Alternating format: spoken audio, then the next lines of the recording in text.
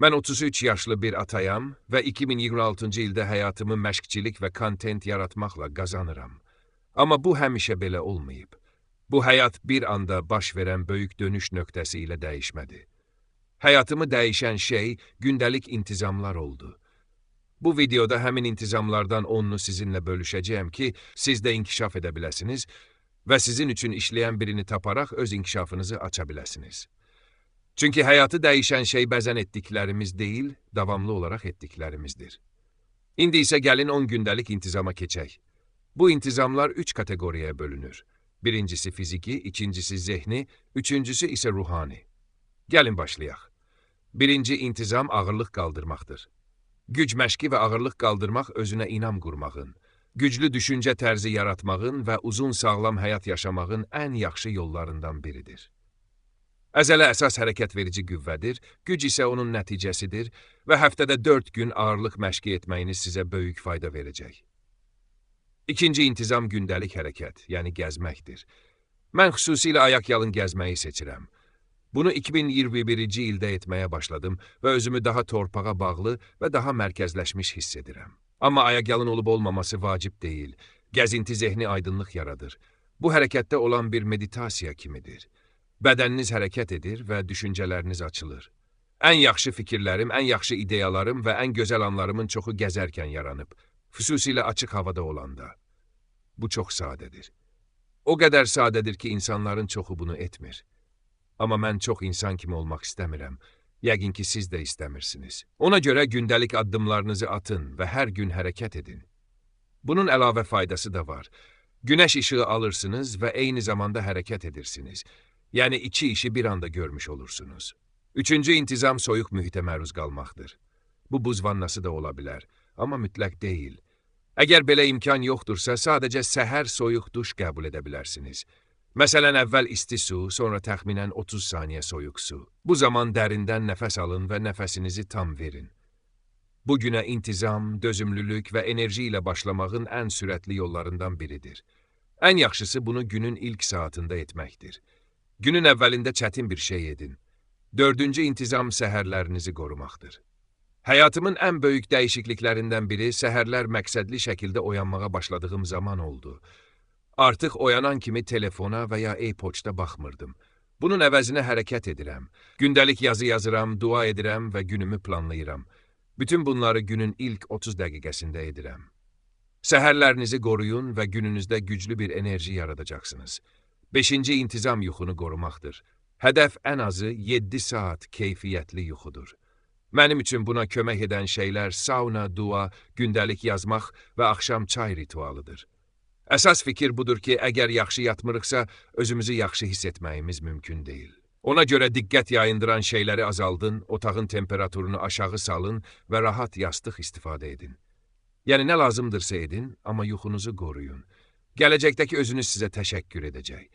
Mən də atayam və bilirəm ki, bu həmişə mümkün olmur. Amma yaxşı yatanda özümü çox daha yaxşı hiss edirəm. Növbəti intizam oxumaqdır. Oxumaq mənim həyatımı dəyişdi. Bəzən bədii kitablar, bəzən şəxsi inkişaf kitabları, bəzən isə ruhani kitablar oxuyuram. Amma hər gün oxumaq bir vərdişə çevrildi. Mən buna möhkəm inanıram ki, hər lider eyni zamanda oxuyandır. Başqalarının düşüncələrinə və təcrübələrinə dəyər verən və onlardan öyrənən insan həyatı düzgün yaşayır. Gündə 10 səhifə oxumaq, hətta bir səhifə oxumaq belə həyatınızı dəyişə bilər.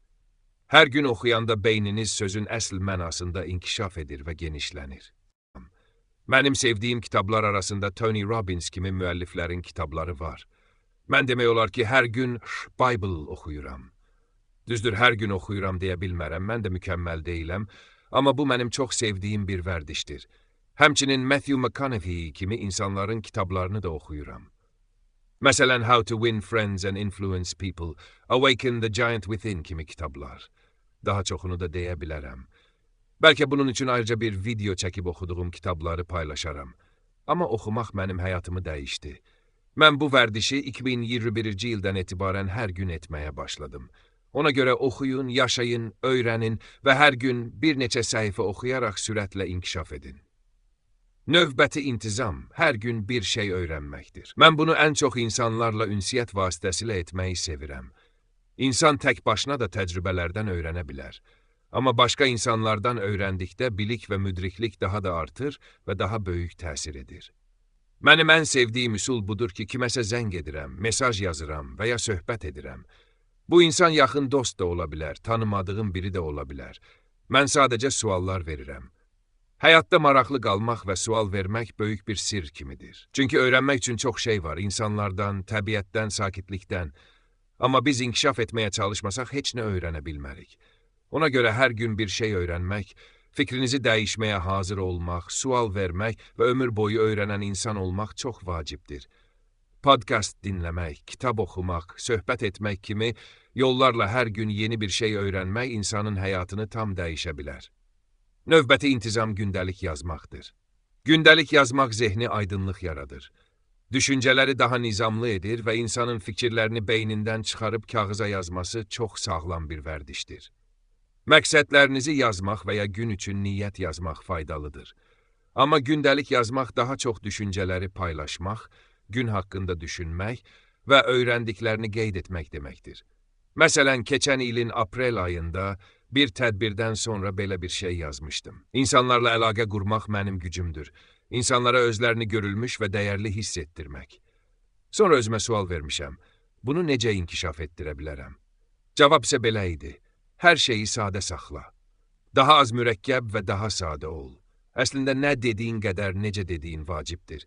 Hətta ondan da vacibi bunu hansı enerji ilə dediyindir. Bu mənim üçün çox güclü bir xatırlatma idi. Əgər bunu yazmasaydım, bəlkə də unutmuş olardım. Ona görə gündəlik yazmaq vacibdir. Həyatınızdakı yaxşı və pis anları, dərsləri yazın. Bir gün geriyə baxanda həyatınızın xatirələri və dərsləri ilə dolu böyük bir xəzinəniz olacaq. Bu da oxuduğumuz kitablardan öyrəndiyimiz gözəl sözlər və xatırlatmalar kimi həyatımızın incilərinə çevriləcək. Ona görə gündəlik yazmaq həm zehni sağlamlıq, həm də gələcəkdəki özünüz üçün çox dəyərlidir. Son zehni intizam isə soruşmaqdır. Biraz az əvvəl gördüyünüz kimi, mən zarafatla həyat yoldaşımdan sendviç istədim. Ümid edirəm ki, hazırlayar. Amma zarafatı bir kənara qoysaq, soruşmaq çox kişinin çəkindiyi bir şeydir. Çünki biz hər şeyin cavabını özümüz tapmaq istəyirik. Biz istiqamət soruşmuruq, məsləhət istəmirik, bağışlanma istəmirik. Amma soruşmağın daha dərin tərəfi də var. Məsələn, kimdənsə bağışlanma istəmək böyük cəsarət tələb edir. Kimdənsə kömək istəmək də cəsarət tələb edir. Çünki bu o deməkdir ki, biz hər şeyi bilmirik. Bəzən kişiləri saxlayan şey başqalarından asılı olmaq qorxusudur. Ona görə kömək istəmirlər. Mən isə həyatımda bunun əksini etdim. Mən məsləhət istədim. Məsələn, korporativ işimi və dərman satışındakı karyeramı tərk edib, fitness və kontent yaratmaq sahəsinə keçəndə bir dostuma dedim, bunu necə edə bilərəm? O isə mənə məsləhət verdi, plan verdi və yol xəritəsi göstərdi. Həmçinin əgər ürəyimdə kiməsə qarşı inciklik və ya kin hissi olsa, bunu tez hiss edirəm və düşünürəm ki, bu yükü daşımaq istəmirəm. Ona görə bağışlanma istəyirəm. Bu atam ola bilər, dostum Josh ola bilər və ya başqa biri ilə aramızda problem olmuş ola bilər. Belə hallarda həmişə barışmağa çalışıram, kömək istəyirəm, məsləhət istəyirəm və Allahdan güc istəyirəm. Allahdan hikmət istəyin, istəyin və sizə veriləcək sirr budur. İstəyin və sizə veriləcək. Axtarın və tapacaqsınız. Qapını döyün və qapı sizin üçün açılacaq. Bunu Jesus Christ demişdir və bu həqiqətdir. Ona görə də istəyin və nə baş verdiyini görün. Sonuncu, amma ən vacib intizam isə ruhani intizamdır. Əslində bunların bir neçəsini birlikdə deyəcəyəm, çünki əsas məsələ ruhunuzla uyğunlaşmaqdır. Ruh səviyyəsində yaşamaq, ruhun qayğısına qalmaqdır. İnsan olaraq biz sanki su kimiyik. 3 hissədən ibarətik. Bədən, ağıl və ruh. Bədən, ağıl və ruh. İstədiyiniz ifadəni istifadə edə bilərsiniz. Mənim üçün fərqi yoxdur. Amma əsas fikir budur ki, biz bir şey tərəfindən yaradılmışıq. Saf sevgi ilə dolu olan o varlıq həyatımızı birlikdə yaşadığımız və uyğunlaşdığımız bir qüvvədir. Mənim üçün ruhani intizamlar ən vacib olanlardır. Dua etmək, meditasiya etmək, müqəddəs kitab oxumaq, sükutla məşğul olmaq və icma ilə yaşamaq, bunların hamısı çox dəyərlidir. Əgər imanımı gücləndirmək istəyirəmsə, özümü imanlı insanlarla əhatə edirəm. Ruhani həyat axtaran və Allahla həyat yaşamağa çalışan insanlarla birlikdə oluram.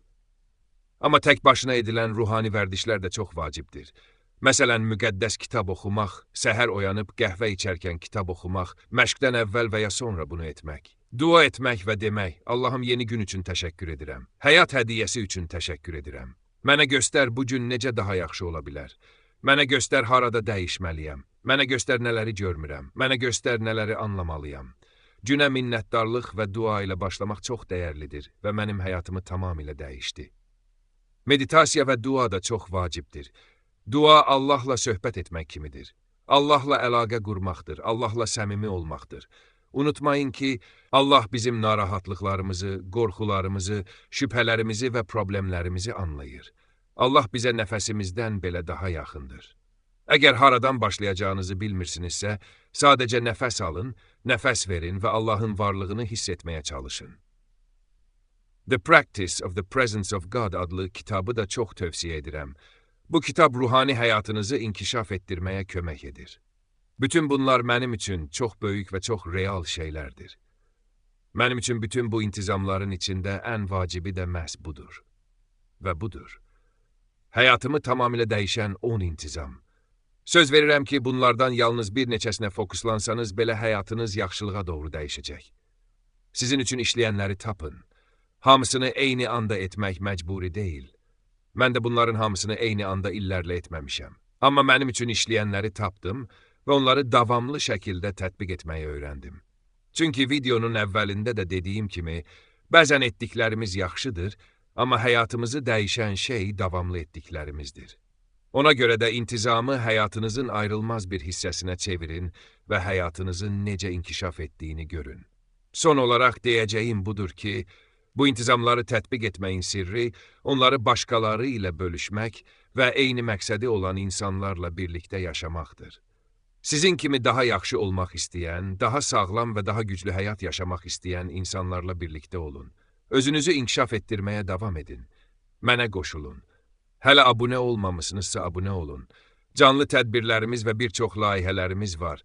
Amma ən əsası özünüz olun və inkişaf etməyə davam edin. Gəlin bunu birlikdə edək. Növbəti videoda görüşərik.